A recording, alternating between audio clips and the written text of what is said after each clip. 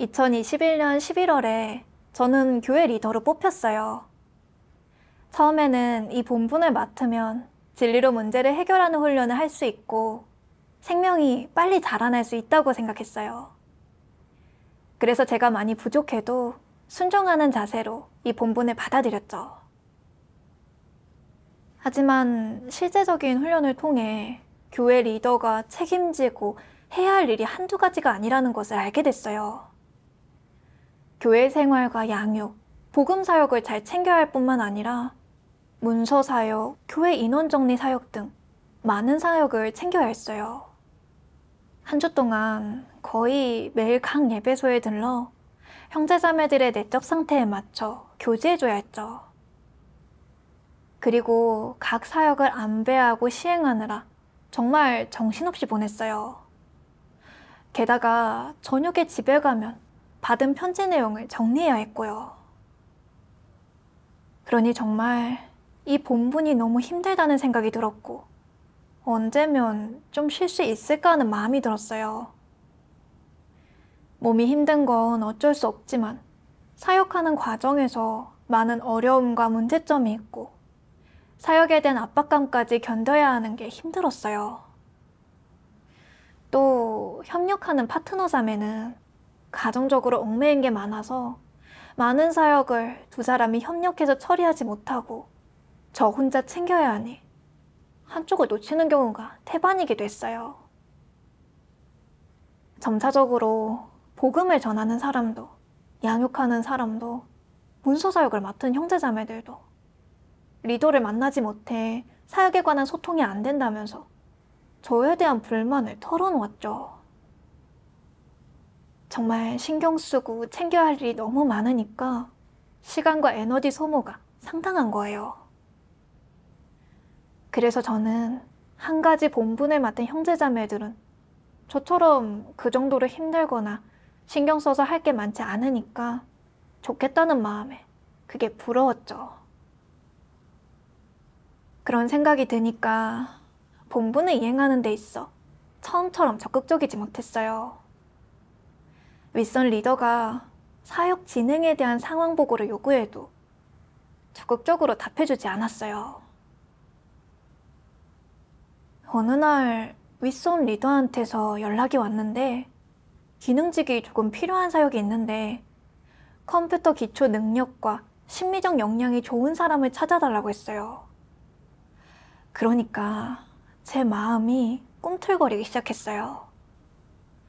속으로 전 예전에 영상 제작도 했었고 컴퓨터도 기본적인 건 다룰 줄 아는 상황이고 게다가 본분은 한 가지만 하면 거기에 집중할 수 있기도 할 거고 그럼 새로운 것도 배울 수 있고 더구나 리더처럼 이렇게 힘들지도 않고 신경 쓸 것도 많지 않겠다는 생각이 들었어요.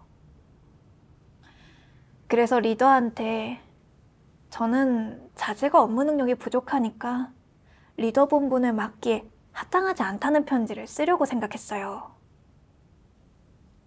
하지만 그때 저의 이런 내적 상태가 옳지 않다는 걸 느꼈어요.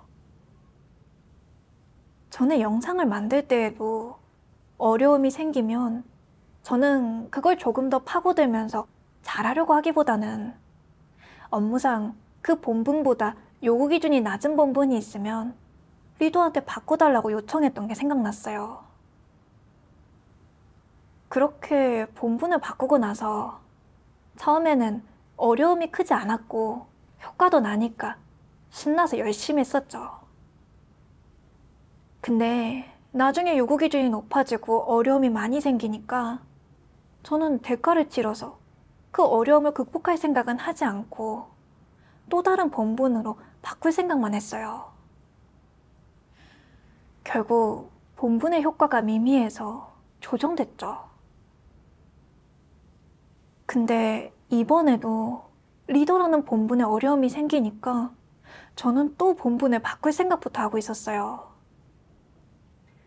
이런 내적 상태는 이미 본분을 이행하는데 영향을 끼치고 있었기 때문에 빨리 진리를 구하면서 해결해야겠다는 마음이 들었죠. 다음날 아침 영생활을 하면서 하나님의 이 말씀을 봤는데 정말 제 내적 상태에 들어맞더라고요. 전능하신 하나님 말씀. 진리를 깨닫지 못하고 추구하지도 않는 사람이 아주 많은데 그들은 본분 이행을 무엇으로 여기겠느냐? 일종의 일이나 취미, 흥미에 몰입하는 것으로 여길 뿐 하나님이 맡긴 임무나 사명, 자신이 다해야 할 책임으로는 여기지 않으며 더욱이 본분 이행 과정에서 진리나 하나님의 뜻을 깨달아 본분을 잘 이행해 하나님의 부탁을 완수하려고 노력하지도 않는다. 따라서 본분 이행 과정에서 어떤 사람은 조금만 고생해도 싫어하고 도피하려 하고 어려움에 조금 부닥치거나 좌절을 조금 겪으면 중도에 포기하고 또 도피하려 한다. 그는 진리를 구하지 않고 무슨 일만 생기면 등딱지 안으로 숨었다가 별일 없으면 다시 나오는 거북이처럼 그저 도피할 생각만 한다. 이런 사람이 적지 않다. 특히 사역을 하나 책임지라고 하면 어떻게 해야 충성을 다할 수 있을지, 어떻게 그 본분을 잘 이행하고 그 사역을 잘 할 수 있을지 고민하지 않고 어떻게 해야 책임을 전가할 수 있을지, 책망받거나 책임지지 않을지, 문제가 생기거나 실수했을 때 빠져나올 수 있을지만 궁리하는 사람도 있다. 그는 우선적으로 자신의 태로와 자신의 기호나 흥미를 충족시키는 것만 고려하지 어떻게 자신의 본분을 잘 이행하고 충성을 다할지는 고려하지 않는다. 이런 사람이 진리를 얻을 수 있겠느냐? 그는 진리에 공을 들이지 않고 본분을 이행할 때 진리를 실행하지 않는다. 남의 떡이 더 커 보이는 그는 오늘은 이걸, 내일은 또 저걸 하려 하고 누구의 본분이든 다 자신의 본분보다는 좋고 수월하다고 생각한다. 하지만 그는 진리에 공을 들이지 않고 자신의 이런 생각에 어떤 문제가 있는지도 고민하지 않으며 진리를 구해 문제를 해결하지도 않는다.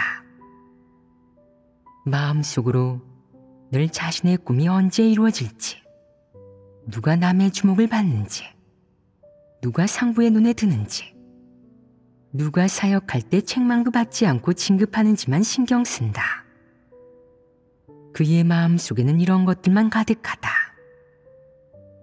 너희가 보기에 늘 이런 일들만 생각하는 사람이 본분 이행에 합격할 수 있겠느냐?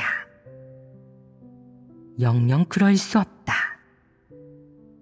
그럼 이렇게 본분을 이행하는 사람은 어떤 부류에 속하겠느냐? 진리를 추구하는 사람이겠느냐? 우선 한 가지는 분명하다. 이런 사람은 진리를 추구하지 않는다. 그는 하나님 집에서도 사회에서 살 때처럼 복을 누리고 유명해지고 체면을 세우는 것만 추구한다. 이런 사람은 본질을 놓고 보면 어떤 부류에 속하겠느냐? 바로 불신파이다. 이 말씀이 참 마음에 많이 와닿았는데 딱 저를 두고 하신 말씀이었어요. 저는 본분을 이행하다가 조금이라도 어려움이 생기면 물러서고 도망칠 생각을 하면서 조금 쉬운 본분으로 바꾸려고만 했어요. 전에 영상을 제작할 때 어려움이 있으면 하나님께 의지해서 기능을 배우고 어려움을 극복할 생각보다는 그저 뒷걸음질만 쳤어요. 전 그 본분의 요구 기준이 너무 높기 때문에 업무를 잘하려면 많은 시간과 에너지를 투자해야 하니까 그럴 바에는 차라리 그 분야에 대한 요구 기준이 낮은 본분으로 바꿀 생각을 했어요. 그러면 크게 고생하거나 힘들이지 않아도 되니까요. 그래서 육적인 안위를 도모하고자 저는 본분 교환을 신청했어요. 하지만 새로 바꾼 본분에서도 어려움이 생길 때 저는 고생을 감내하면서 대가를 치를 생각을 하지 않고 또다시 본분을 바꿀 생각부터 했어요. 저의 이런 내적 상태를 진리로 해결한 적이 없다 보니 어려움이 있으면 저는 늘 같은 모습을 보였어요. 이 본분이 어렵다 싶으면 또 다른 쉬운 본분으로 갈아탈 생각부터 한 거예요.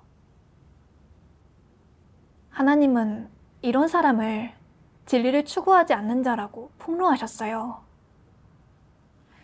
어려움 앞에서 노력하지도 않고 하나님께 기도하거나 진리를 구하면서 해결하려고 하지도 않고 어떤 본분에도 진지하게 임한 적이 없고 그저 본분에 이행한다는 명분으로 죽지 않은 결말만 바라는 거예요.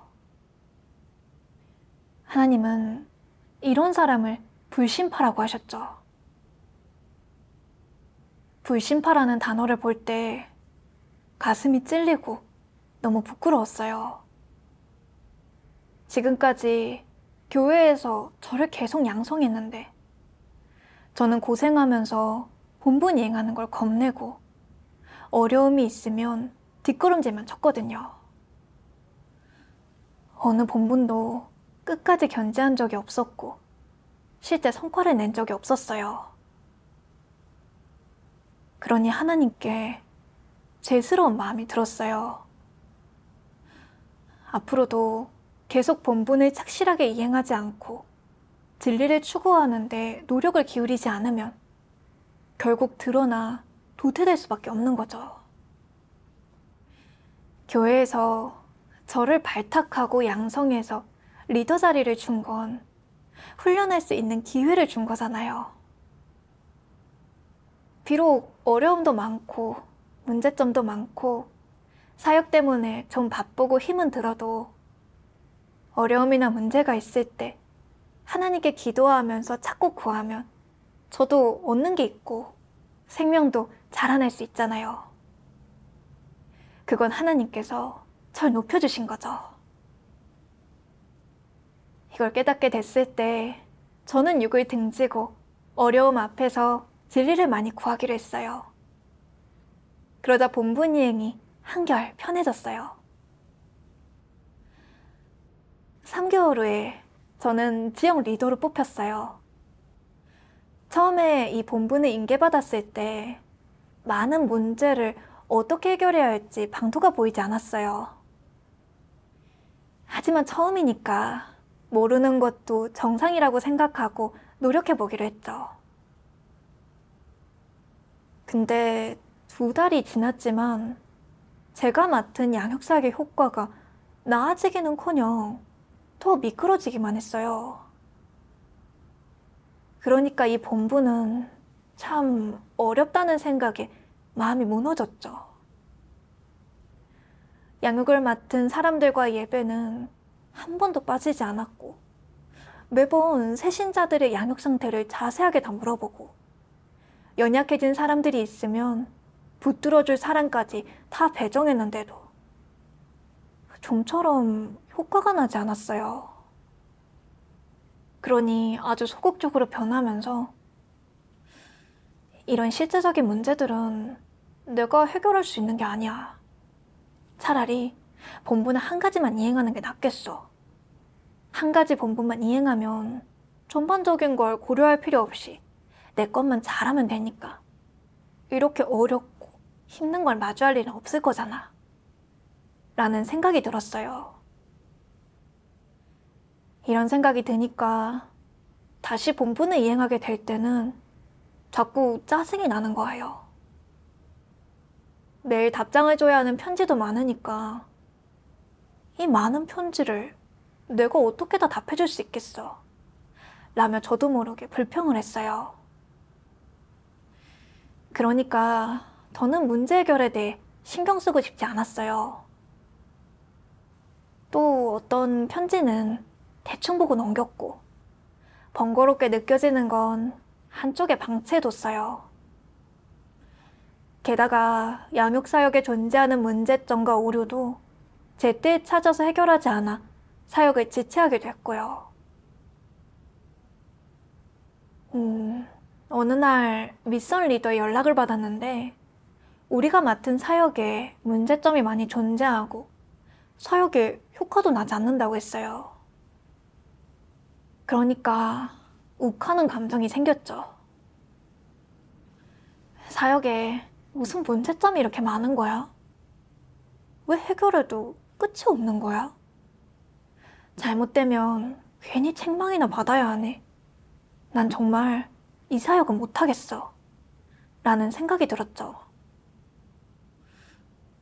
하지만 또 한편으로는 옳지 못한 내적 상태라는 걸 느끼고 하나님께 기도했어요. 하나님, 저는 어려움에 부딪히면 스트레스가 생깁니다. 내적으로 불만족 정서가 생기면서 이 본분을 그만두고 싶은 마음이 듭니다. 하나님, 이 문제를 진리를 구하여 해결할 수 있게 도와주세요. 이렇게 찾고 구하는 과정에서 하나님의 이 말씀이 생각났어요. 전능하신 하나님 말씀. 그리스도가 몇몇 구체적 사역에서 사람이 시행하고 책임져야 하는 구체적인 항목을 교제할 때 사람은 아마 여러 가지 어려움에 부딪힐 것이다. 구호를 외치고 도리를 얘기하는 것은 간단하겠지만 구체적으로 시행하는 것은 그렇게 간단하지 않다. 최소한 사람이 에너지와 대가, 시간을 들여서 실제적으로 그 일들을 해야 한다. 적합한 사람도 찾아야 하고 업무도 배워야 한다. 각각의 업무에 관련된 상식과 이론, 구체적인 조작 방식과 방법을 알아봐야 할 것이다. 그 외에도 난이도 높은 문제에 부딪히는 경우도 있을 것이다. 보통 정상적인 사람은 난이도가 높다는 말을 들으면 속으로 난처해하고 압박감을 느낀다. 하지만 하나님에게 충성하고 순종하는 사람은 어려움을 만나서 압박감을 느끼면 마음속으로 조용히 기도할 것이다.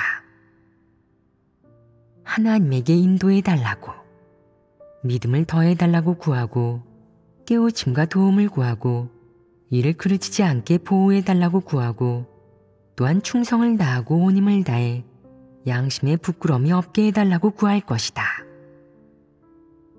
하지만 적그리스도 부류는 이렇게 하지 않는다. 그리스도가 사역에서 구체적인 지침을 내려 그에게 시행하도록 했을 때, 또한 그 사역에 어려운 부분이 있을 때 그는 속으로 반발하며 하기 싫어한다. 하기 싫어하는 태도에는 어떤 것이 있느냐? 그는 말한다. 왜 좋은 일은 저한테 안 오는 겁니까? 어떻게 저한테는 어려운 문제만 주고 요구만 하십니까? 제가 한가한 사람인 줄 아세요? 노예나 심부름꾼인 줄 아세요? 전 그렇게 호락호락한 사람이 아닙니다. 이 일을 그렇게 쉽게 말씀하시는데 그럼 직접 한번 해보세요. 이것이 순종이냐? 받아들이는 태도이냐? 그가 하는 행동은 무엇이냐? 반발이고 대항입니다. 이건 어떤 상황이냐? 어려움이 닥쳐서 육이 고생해야 하고 편하게 있을 수 없게 됐다고 반발하는 것이 아니냐? 이것이 조건 없이 불평 없이 순종하는 것이냐? 어려움이 좀 있으면 하기 싫어하고 자기가 하기 싫은 일이라면 자기가 볼 때 어려운 일, 안 좋은 일, 천한 일, 남들이 무시하는 일이라면 기를 쓰고 반발하고 반항하고 거절하며 전혀 순종하지 않는다. 그리스도가 하는 말씀, 그리스도의 분부, 그리스도가 교제하는 원칙을 대할 때 그것 때문에 자신에게 어려움이 생기고 자신이 고생하고 대가를 치러야 할 경우 적그리스도가 맨 처음 보이는 태도는 바로 반발하고 거절하며 속으로 반감을 갖는 것이다. 하지만 자기가 하고 싶은 일, 이익을 얻는 일에는 그런 태도를 보이지 않는다. 적그리스도는 안일함을 누리려 하고 체면을 세우고 싶어 한다. 육이 고생해야 하고 대가를 치러야 하고 심지어 남에게 미움을 사는 일이라면 그들이 기분 좋게 기꺼이 받아들이겠느냐? 절대적인 순종에 이를 수 있겠느냐? 전혀 도달하지 못하며 완전히 불복하고 불평하는 태도를 보인다. 이것이 적그리스도 부류가 하기 싫은 일을 만났을 때 자신의 취향과 입맛, 이익에 부합하지 않는 일을 만났을 때 보이는 태도이다. 그리스도의 말씀을 대하는 그들의 태도는 절대적인 거절, 절대적인 반발이고 일말의 순종도 없다. 하나님이 폭로하신 말씀을 보니까 알겠더라고요. 본분을 이행하다 보면 누구나 어려움에 봉착하고 압박감을 느끼기도 하지만 진리를 추구하는 사람은 하나님으로부터 받아들이기 때문에 어려움이 있을 때 기도하고 진리를 구하면서 문제를 해결해 나가고 본분을 잘 이행하죠. 하지만 적그리스도는 육적인 안위를 탐하기 때문에 쉽고 체면이 서는 일을 하면 기뻐하고 조금이라도 육이 고통받고 신경을 써야 하는 어려운 본분이 생기면 해결하려고 하기보다는 불만을 품고 대항하더라고요. 그에 비춰 저를 보니까 적그리스도랑 다를 게 없었죠. 본분 이행에 대가를 치르려 하지 않고 그저 육적인 안일만을 탐했죠. 양육사역의 효과가 미미하고 어려움이 생길 때 저는 이 본분이 어렵다고 생각하면서 제 육이 조금이라도 편할 수 있는 본분으로 바꾸고 싶어 했어요. 그리고 매일 답장해야 할 편지가 많을 때에도 반발심과 원망하는 마음이 들어서 어떤 편지는 아예 한쪽에 방치해뒀어요. 그래서 사역에 존재하는 오류들이 제때 해결되지 못해 양육사역의 효과에도 지장이 생겼어요. 생각해보면 제가 리더라는 본분을 맡았으니 주 업무가 양육사역을 챙기면서 새신자들이 한 명이라도 더 참들 뿌리내리게 해야 하는 거잖아요. 근데 저는 양육사역을 등한시하며 소홀히 했고 문제점을 해결하려고 노력하지 않았어요. 결국 양육사역은 답보 상태에 머물게 됐죠. 제가 이렇게 본분을 이행한 건 정말 믿음직스럽지 못했고 전 너무 인간성이 부족했어요. 그 후에 깊이 생각해봤어요. 왜 본분을 이행할 때 몸을 사리면서 어려움 앞에서 움츠리고 뒷걸음치는지를요. 그리고 하나님의 이 말씀을 봤어요. 전능하신 하나님 말씀. 본분을 이행함에 있어 늘 수월하고 힘들지 않고 몸이 고생하지 않아도 되는 것만 고른다. 이는 몸을 사리는 것이고 육적인 안위를 탐하는 모습이다. 또 있느냐? 본분을 이행할 때 조금 힘들고 고생스럽고 대가를 치러야 할 경우 늘 불평을 합니다. 평소에 먹고 입는 것 등 육적인 즐거움을 중요시합니다. 그러한 것들은 다 육적인 안위를 탐하는 모습이다. 이 밖에도 본분을 이행하면서 어렵다고만 하고 열심히 노력하려고 하지 않고 틈만 나면 쉬거나 잡담하거나 수다를 떨거나 여가를 즐긴다.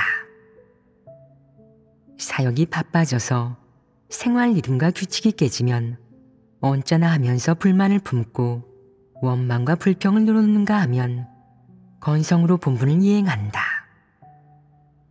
이는 육적인 안위를 탐하는 것 아니겠느냐. 육적인 안위를 탐하는 사람이 본분 이행에 적합하겠느냐. 본분 이행에 관한 얘기만 꺼내면, 고생하고 대가를 치르는 일 얘기만 꺼내면 그는 한사코 고개를 젓는다. 어려움이 너무 많다며 볼멘 소리를 늘어놓으며 철저히 소극적으로 군다.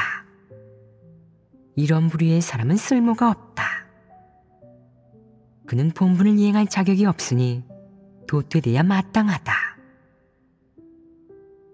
너는 지금 내가 한 말을 믿지 않고 중요하게 여기지도 않지만 어느 날 이 사역이 전개되는 것을 전부 보게 되면 그때는 후회하고 아연실색할 것이다. 있는 복도 누릴 줄 모르고 있는 진리도 추구하지 않는다면 스스로 망치는 결과를 초래하는 것 아니겠느냐. 비록 아직은 다음 단계의 사역이 시작되지 않았지만 지금 너에게 요구하고 어떤 모습으로 살라고 하는 것이 그 사역과 무관한 일은 아니다. 이렇게 많은 사역과 진리가 모두 내가 알 가치가 없는 것이냐. 형벌과 심판은 너의 영을 깨어나게 할 수 없느냐. 형벌과 심판이 너로 하여금 너 자신을 증오하게 할 수 없단 말이냐. 너는 사탄의 권세 아래에서 살면서 평안하고 즐겁고 육의 편안함을 조금 얻는 것에만 만족하느냐. 그런 사람은 가장 비천한 사람 아니더냐. 구원을 보고도 구원을 얻으려 하지 않는 사람은 누구보다 미련한 사람이고 육적인 것을 탐하는 사람이며 사탄을 즐기는 사람이다. 너는 하나님을 믿음에 있어 어려움과 환난, 고통이 조금 더 없기를 바란다. 너는 늘 이런 가치 없는 것들만 추구하고 정작 생명은 한 푼의 가치도 없다고 여기며 자신의 사치스러운 생각을 진리보다 앞자리에 놓는다. 너는 너무도 무가치한 사람이다. 내가 돼지처럼 산다면 개돼지 따위와 무슨 차이가 있겠느냐. 진리를 추구하지 않고 육적인 것을 좋아하는 자는 모두 짐승 아니겠느냐. 영이 없는 죽은 자는 모두 걸어다니는 송장 아니겠느냐. 내가 너희 가운데서 얼마나 많이 말했더냐. 내가 너희 가운데서 행한 사역이 적더냐. 너희 가운데서 너희에게 얼마나 많은 것을 공급했느냐. 그런데 너는 어째서 얻지 못했느냐. 또 무슨 불평이 있단 말이냐. 내가 얻지 못한 것은 육을 너무 귀하게 여긴 탓이 아니더냐. 너처럼 육적인 것만 추구하는 못난 놈에게 마음이 있다고 할 수 있겠느냐. 영이 있다고 할 수 있겠느냐. 너는 짐승 아니겠느냐. 아무 대가도 없이 참도를 내게 베풀어 주었는데 너는 추구하지 않는다. 너는 하나님을 믿는 사람이 맞느냐. 진정한 인생을 베풀어 주었는데 추구하지 않는다. 그럼 너는 개돼지 따위가 아니겠느냐. 돼지는 인생을 추구하지 않고 깨끗함을 바라지도 않으며 인생이 무엇인지 모른 채 날마다 배불리 먹고 굴굴 잠만 잔다. 참도를 베풀어 주었건만 너는 아무것도 얻지 못했다. 그런 돼지 같은 삶을 계속하고 싶으냐? 그런 사람이라면 살아가는 것이 무슨 의미가 있겠느냐? 비루하고 저속하며 더럽고 음란하게 살면서 추구하는 목표가 하나도 없으니 너의 일생은 가장 비천한 일생 아니겠느냐? 무슨 낯으로 하나님을 뵙겠느냐? 계속 그렇게 체험한다면 아무것도 얻지 못하는 것 아니겠느냐? 내게 참도를 베풀어 주었지만 결과적으로 내가 얻을 수 있을지 없을지는 너 자신의 추구에 달려있다. 본분을 이행할 때 저는 어려움 앞에서 움츠리고 뒷걸음질 쳤는데 그 근원은 고생하기 싫어하고 육적인 안위를 탐하고 진리를 얻고 추구하기 위해 대가를 지불하는 걸 싫어한 탓이었어요. 제가 옳지 못한 추구 관점을 가졌기 때문에 본분을 이행할 때 육체적으로 고생해야 하는 어려움이 닥치면 답답해하고 불평불만이 가득했고 심지어는 본분을 밀어내려고 했던 거예요. 생각해보니까 과거 학창시절에도 그랬어요. 다른 친구들은 출세를 꿈꾸면서 좋은 대학에 가려고 힘들게 공부했지만 저는 그 자체가 너무 고생이라고 생각해서 뒷걸음질 친 탓에 다른 친구들이 얻은 고학력을 얻지 못했죠. 과거 저는 다른 사람들과 인생관이 다르고 명예와 지위에 대한 욕망이 그렇게 강하지 않다고 생각했는데 지금 보니까 제가 명리와 지위를 싫어하는 게 아니라 그저 인생은 괴롭고 짧으니 자신한테 잘하자 라는 사탄의 생존법칙에 따라 살다 보니 육을 너무 생각해서 그랬던 거예요. 지금은 하나님을 믿고 있지만 사탄의 생존법칙들이 여전히 제 안에 깊이 뿌리내리고 있어서 사역에 조금이라도 어려움이 생기면 힘들어하면서 쉬운 본분으로 바꾸려고 했어요. 저는 양육사역을 맡은 사람인데 이건 새신자의 생명지니까 직결되잖아요. 새신자 양육이 제대로 이루어지지 않으면 새신자가 쉽게 사탄에게 끌려갈 수 있는데도 저는 본분에서 대가를 지불하지 않으려고 하고 진리를 구하면서 다양한 문제를 해결하려고 하지 않았어요. 그저 어려워 보이면 뒷걸음만 칠 뿐 하나님의 마음을 전혀 헤아리지 않고 교회 사역을 고려하지 않았어요. 정말 너무 이기적이고 비열했어요. 하나님 집의 본분은 그게 어떤 것이든 잘하려면 그만한 대가를 치르는 것이 필요하잖아요. 복음을 전하는 사람은 이상에 관한 진리를 갖추는 데 노력해야 하고 또 복음 대상으로부터 오는 욕설과 조소를 감내해야 하고 심지어 언제든지 잡히면 목숨도 잃을 수 있는 위험을 감수해야 하죠. 또 기술 관련 본분을 이행할 때에도 해당 분야에 대해 시간과 에너지를 투자해야 본분을 잘 이행할 수 있고요. 진리를 추구하는 형제자매들은 그런 어려움 앞에서 진리를 구하면서 공과를 배우기 때문에 갈수록 본분을 더 잘하게 되고 그런 고생은 값지다고 생각하죠. 근데 저는 그런 추구와 의지를 가져본 적이 없어요. 본분을 대하는 태도는 논팽이 같았어요. 어떤 일이든 그냥 되는 대로 넘기고 무엇이든 오래 하지 못하고 제대로 하는 게 없었어요.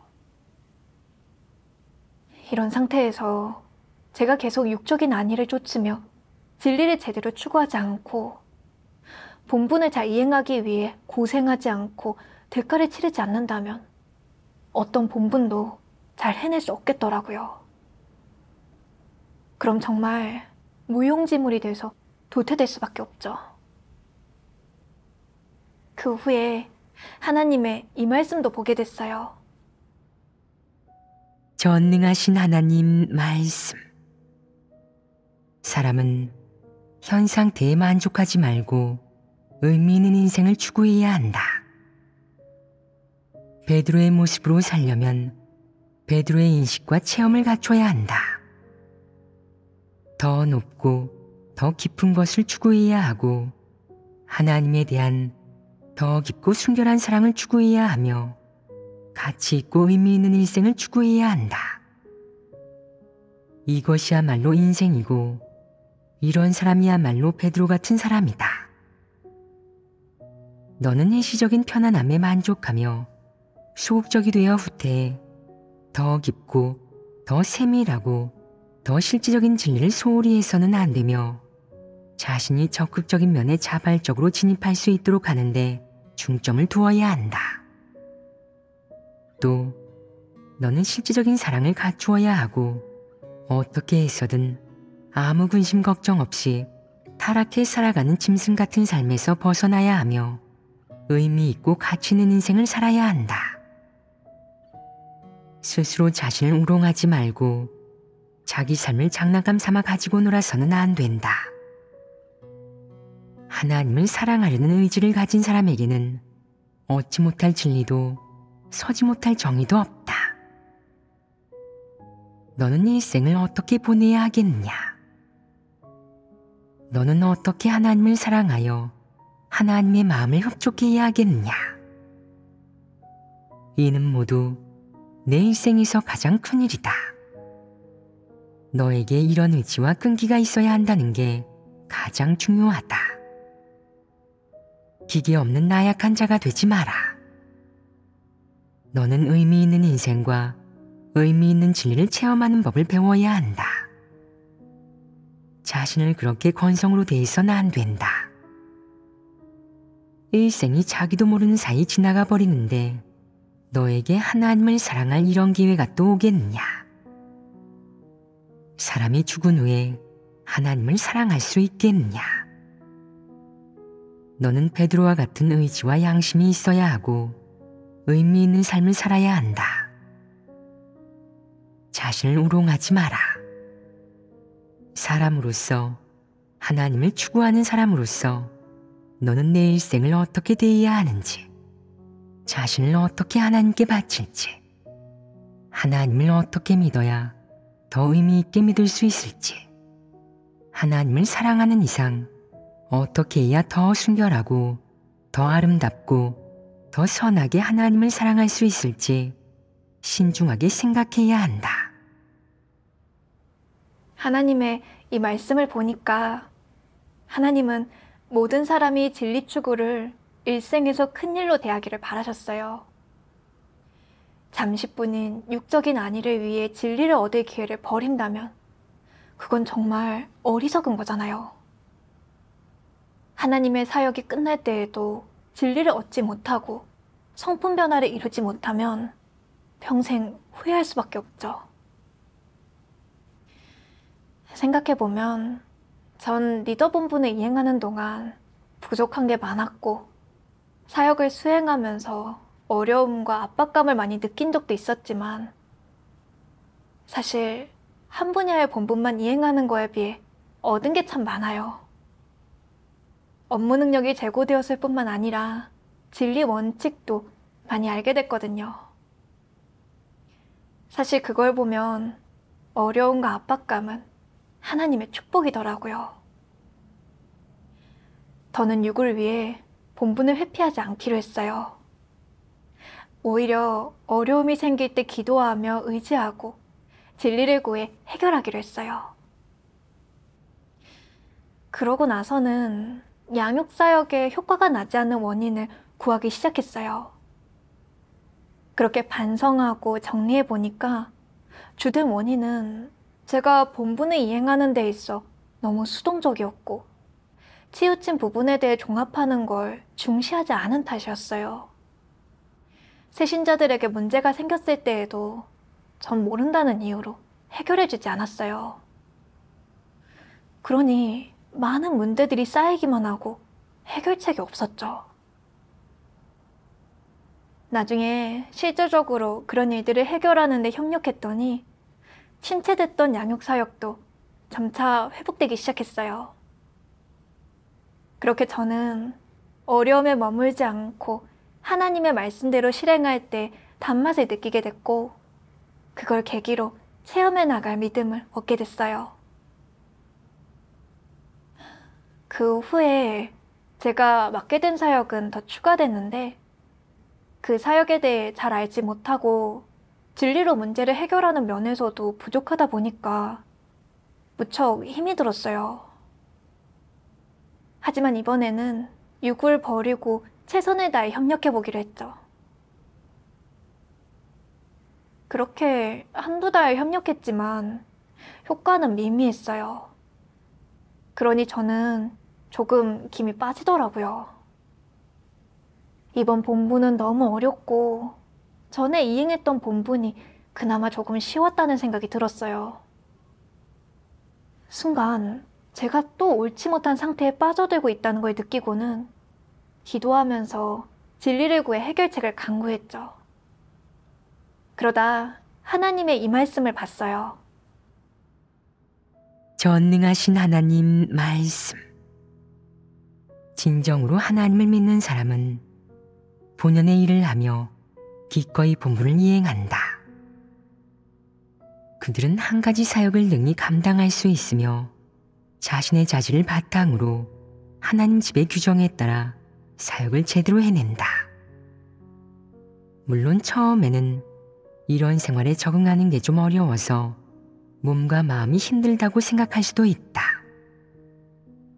하지만 진정으로 협력하고자 하는 의지나 정상인, 좋은 사람이 되어 구원받고자 하는 바람이 있다면 어느 정도 대가를 치러야 하고 하나님이 징계하도록 해야 한다.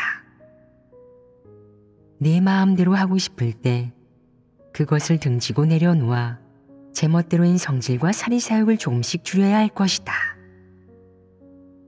압박감이 있어 못하겠어요. 하나님 집에서 이행하는 본분과 사역은 한가롭고 자유로우며 즐겁고 쾌적했으면 좋겠어요.